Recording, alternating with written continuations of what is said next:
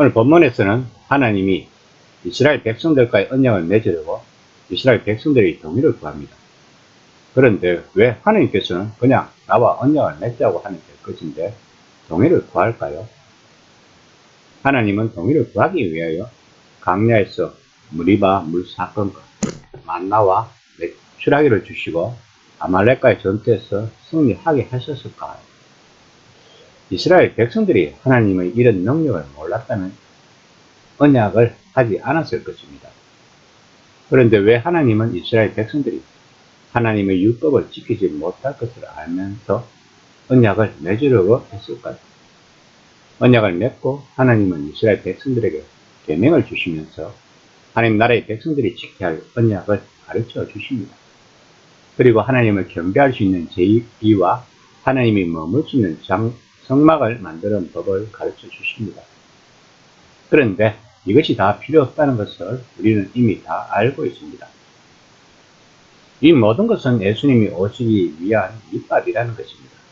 그렇다면 이스라엘 백성들은 하나님이 택한 선민이 아니라 예수님을 이 땅에 오시기 위한 과정에 필요한 백성일 뿐일까요? 그러면 모세 오경 저자는 예수님이 오실 것을 알고 모세 오경을 만들었을까요? 그래서 성경이 신비한 책이라는 것입니다. 오늘 본문은 이스라엘 백성들이 노예로 살아왔기 때문에 언약에 대해 잘 모르므로 하나님께서 언약을 맺으려면 어떻게 해야 하는지를 가르쳐 주고 있습니다. 19장 7절입니다. 모세가 내려와서 백성의 장로들을 불러 여호와께서 자기에게 명령하신 모든 말씀을 그들 앞에 진술하니 모세는 하나님과 이스라엘 백성들 사이에 맺을 언약 관계를 자신의 의사에 따라 일방적으로 결정한 것이 아니었습니다. 여기서 장로는 백성들 중 나이도 많고 인품도 높아 백성들을 대표하는 자들을 가리킵니다. 모세는 하나님의 말씀을 있는 그대로 전달하는 모습에서 진정한 의미에 있어서의 중재자인 것입니다. 이처럼 교회의 지도자들은 하나님의 말씀을 선포할 때 자신의 판단과 의사를 주장하기 전에 먼저 하나님의 말씀을 충실히 전달하는 데 힘써야 할 것입니다. 19장 8절 말씀입니다. 백성의 일제에 응답하여 이르되 여호와께서 명령하신 대로 우리가 다 행하리이다. 그 당시에는 먹고 사는 문제가 제일 큰 일이었을 것입니다. 그런데 하나님은 이런 모든 것을 해결해 주니까 이스라엘 백성으로서는 언약을 마다할 필요가 없었을 것입니다.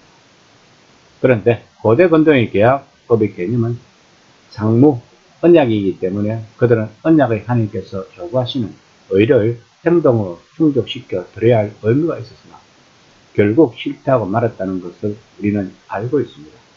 그럼 계약 파기가 아닌가요? 그러나 하나님은 그들이 계약을 파기했음에도 불구하고 지속적으로 은혜를 베푸셔서 이끌어 나가시는 것을 구약에서는 끊임없이 이야기하고 있습니다.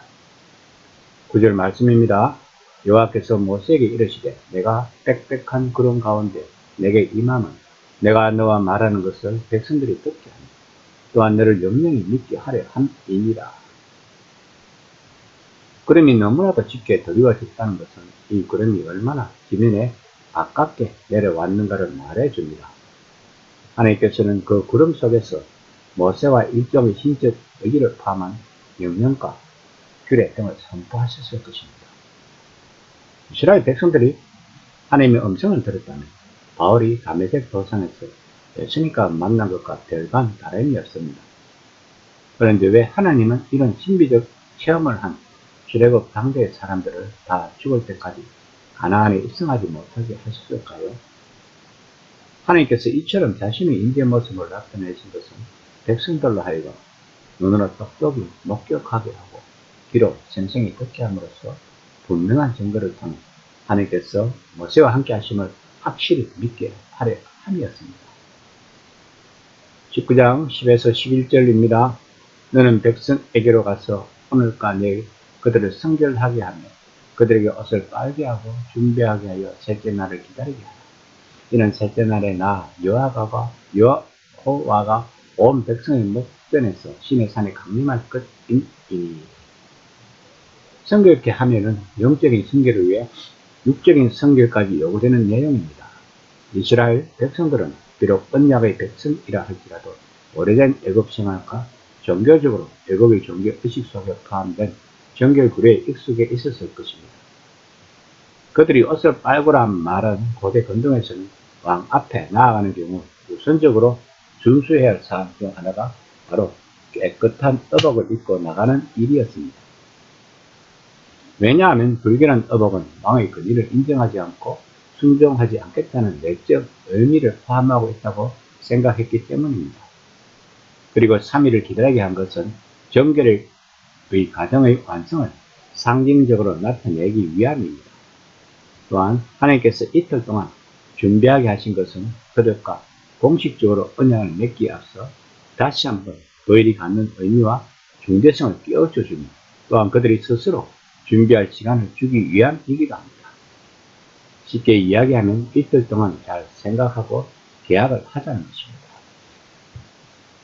10에서 13절입니다. 너는 백성을 위하여 주의 경계를 정하고 이르기를 너희는 산과 산에 오르거나 그 경계를 침범하지 말지니 산을 침범하는 자는 반드시 죽임을 당할 것이라. 짐승이나 사람을 막나라고 살아남지 못하리라. 거룩하지 못한 이스라엘 백성들이 하나님께서 인지하신 거룩한 처소를 침해하는 것은 하나님의 거룩성을 범하는 행위입니다. 따라서 그 경우 그들은 하나님의 맹렬한 진노와 심판을 면할 수 없다는 것입니다. 따라서 중보자가 필요한 것입니다.